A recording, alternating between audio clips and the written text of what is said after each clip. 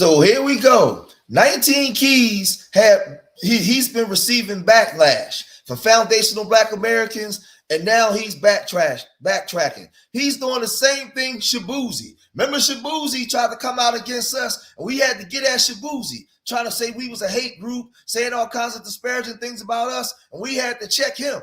So now we had to do some checking in 19 Keys because all of a sudden we was the bad guys. Remember, he came out and came at us. We was the worst people. We was a group, a gang. We was doing all this when he was on videos with Tariq Nasheed talking about us being indigenous, saying all these different things and man, listen, to the point where he was even in the Hidden Colors movie where Tariq had to take him out because what he was doing was just cornballs, right? Now he's online really trying to get out in front of this and he's talking like this. Let's get into it. I know FBA is not a group based on Yes, I know FBA is not a group based on definition. Then why, listen, see, this is the problem I have with this brother. Why didn't you tell those Africans that off rip then? Why you just didn't say that? Hey, FBA is not a group. Let me explain to you guys what FBA is. Now, you may have some radicals, like in every ethnic group, you got radicals. You may have some radicals that go off the deep end, but you didn't do that. You didn't do that. So, but now he's trying to Negro-splain, right? He's trying to Negro-splain now. What I said was that those who mob and who take on a mob mentality inside a group, because obviously, based on foundational Black American, is describing my own lineage, right? My great-grandfathers, you understand me? My great-grandmother, that is obvious. And what I said is that it behaves, and when I say it, I'm talking about those people who engage in diaspora wars. So my brother Steve asked me, what's up with the diaspora wars? And if you know Man to Man, that's a platform where we just speak candidly. We're actually going to be doing another episode. So when I'm talking to him, like talking to Naomi, and we just sitting at home, it's not a show that gets hundreds of thousands of views like high-level conversations. So in context of the diaspora wars, there are people who are fringe. There are people who are polarizing. And when we talk about diaspora wars, it is not everybody. There's a small group of people, right, who did take on those behavior traits. They respond a certain way. They're extremely negative. And if you want proof of that, look at how people have attacked me. People have sent death threats. People have sent hate. See, this is the hypocritical part. It's the so-called diaspora wars. If there's a war, that means that there's two sides. You notice how they always talk about maybe our radical side, never the other group. Never the other group. They don't do nothing wrong, right? And this is the hypocrisy and dudes like this, man. Right? People have sent all sort of different things. They did not communicate with me or to me and ask me what my thoughts were. No, you let us know what your thoughts was when you was on there and you said what you said, because you could have easily corrected that brother and said, hey, there's some radicals in every group, my brother. You guys got radicals in your group. We got radicals in our group. And that would have been that. No. You talking about Tariq, y'all need to come holler at us and let us know. No, we heard what you said, dude. And see, this is what I'm saying about one thing about I went to Negro State University. I am a professor emeritus of Negro State University. I know Negro-splaining when I hear it. I'm from Philadelphia, a Black utopia, one of the blackest cities in America. I know Negro-splaining.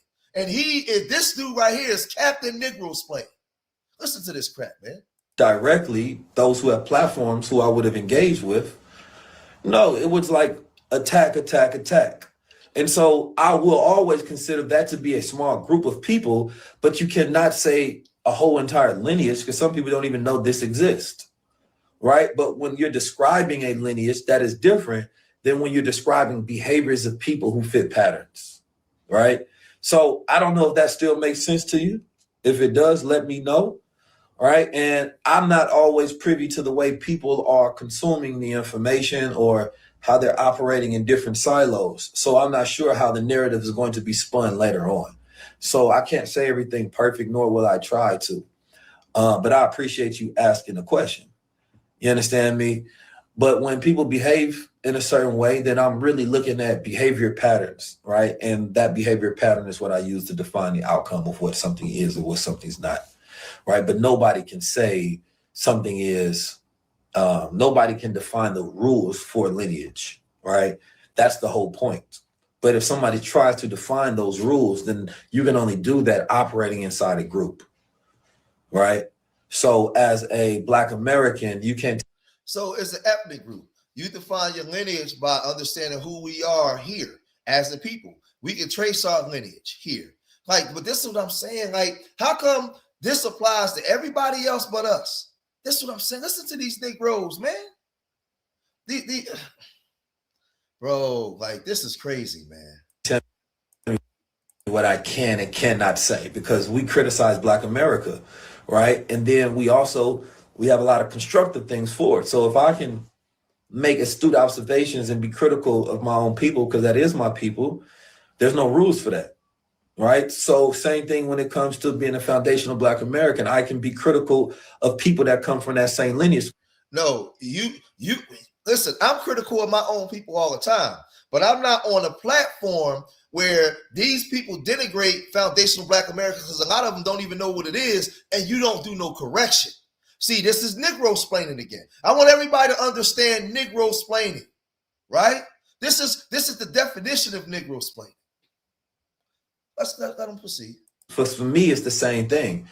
When you start like utilizing the language and identifiers consistently to separate, it feels like you're attacking a group, but it's really the same way that you've always been speaking on the people. Now you see what he just did? So he said we're using language to separate, but this is the way we always been speaking on the people. Listen to this Negro. So it's us. Remember, it's always us. This is the same dude. This is the same dude that come up out of the nation that's trying to build people up, right? Right? Look, let's just listen to some more. Remember I said no emotion. You just let people talk. They expose themselves. Right? When you speak on negative attributes or something, or positive attributes, historical attributes or things of that nature, to me, it's the same. Right? And so I guess you have to understand the context in which somebody is defining something or observing something versus this person, the agent, this person hates us, this person is like, I can't really get caught up in all of that. You know, I think that's people's content cycle. So what we've been saying don't matter, don't mean nothing. Whatever your own people from your own lineage, what we've been saying is nothing. So so based off what you're saying, you only hear the road group. Those of us that's not road, because I'm not online calling people tethers all day. What we say don't matter though to either them. You ain't listening to nothing we saying, but we supposed to respect you. This is the issue we got with you, my brother. What you just did was put the whole group as just rogue, wild heathens running around bothering people. That's exactly what you're saying. I know Negro-splaining when I hear it. Of anything. And I think people benefit if they can get a video that gets hundreds of thousands of views. I think people benefit if they can connect their name to mine and, you know, be disrespectful and talk all the shit in the world and completely disregard any of the work that you've done. And so I really don't have respect for people who disregard everything that you've done for something that they don't like that you've done. It's not about disregarding the work that you've done. I'm upset with you by the way that you're talking. It ain't got nothing to do with the work. It's the way that you're talking. You're smarter than what you're displaying because you hear what we're saying, but for some reason you just choose to ignore it and only focus on the negative part to try to portray us a certain way so you can look good to the groups that you're doing business with. You're portraying us a certain way because you're very intelligent. Like you're being very deceptive. That's the problem. You know what I'm saying? You say, well, why don't you attack the... Oh, okay, yes, I understand what you're saying. You're saying rhetorical. What is the criticism of continental Africans? I just talked about the criticism of continental Africans. I just talked about the fallacies and how some of the diaspora returns can be a scam. But Africa is a huge continent, you know? When you travel, you stop speaking on it that much as a continent because you realize how different that each place is. Like, Africa is a uniting word. There's no African. Now, I want y'all to listen because I'm going to expose this and break this down. Take your emotion out and just listen with your ears. Just listen. The United States of Africa, right? Kwame Nkrumah is the one who tried to do that. you know, and there was a coup led against him. And then, of course, you have Muammar Gaddafi, who tried to create the United States of Africa, but there currently is no United States of Africa. So how they operate in Kenya, Ghana, Uganda, you know, South Africa, and how they operate in Egypt, right, is going to be different. How they operate in Zimbabwe or Ghana or Burkina Faso, these are all uniquely different, right? Where you see the Ghana president doing an EU deal, right, with the UE, you're not going to see Traore doing that same deal, right?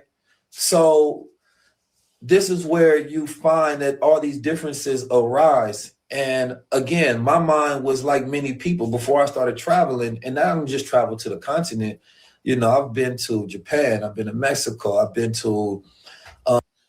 Now you see how he's giving these other groups the benefit of the doubt, and he's looking at the good and the bad of those people. Why is he only portraying us in one way? It's almost 60 million of us. We all don't think the same. We all don't do the same things. We have different expressions of our culture in different places, whether you're in Oakland, Philadelphia, or Houston, right? Why is he only portraying us as this rogue group? But when he went to Africa, he's differentiating, right? The difference. He didn't come on here and say, well, maybe amongst my foundational Black American culture, maybe we have some radicals, like everybody got radicals. But we also have these people, this, and this. He ain't doing none of that. None of it. And that's what these Pan-Africans do, these Democrats do. They paint us all in one ball, but give everybody else the benefit of the doubt. And this is what foundational Black Americans is tired of. This is what we're speaking out against. All throughout Europe, right? We went to Amsterdam and we had our tour out there. Well, we was in the Netherlands and we went to Rotterdam, and then we was in London. We went to Birmingham, right? We've been to so many different places. You just start seeing the world from different ways because you get different experiences everywhere you go. And it has opened my mind up in ways that it's hard to articulate to people sometimes because it may feel like I'm being arrogant, or it may feel. So now we're stupid, and he's the only person in the world and amongst Black Americans that ever traveled. This is what I'm talking about. Like, brother, no, you're talking down to your people because you're talking as if we never traveled and seen some of the things that you saw. We understand that. Aren't we able to articulate and differentiate and understand this as well? Why are you talking this way? But see, this is what I'm saying when you're dealing with these Negroes and what they do. Oh, I made it off the block, so y'all don't understand. You ain't the only one that made it off the block. Like I'm doing it from this place of, I don't know, privilege or whatever. But it's just your mind has to stretch. You don't travel a place and then have the same exact perspective that you had when you were staying local. That just So you don't leave your country and come amongst the people and be here and have the same perspective either. When you've been amongst people and know that it's not Black people, not a monolith. It's not just one group. There's 60 million of us. But you have this one perception of us. See, stop talking to me like I'm stupid. I hear everything you saying, Negro. This is Negro stuff. And he think he can talk down, but no. The same would apply to those people when they come amongst us. The same thing. Reality, right? And sometimes it's for the good and sometimes it's for the bad.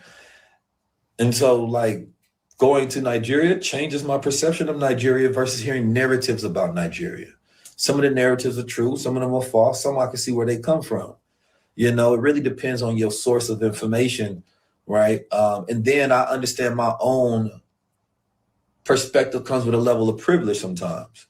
So when I travel, sometimes we go to a place and we travel and we get the person with a great platform and they treat me like I'm a big influencer. So therefore they give me a certain level of experience. And then I have to take myself, step out of that experience and think that this is not the experience of the average person that will come here, right? And so I can't oversell my experience as a universal one, right? That's something that I know.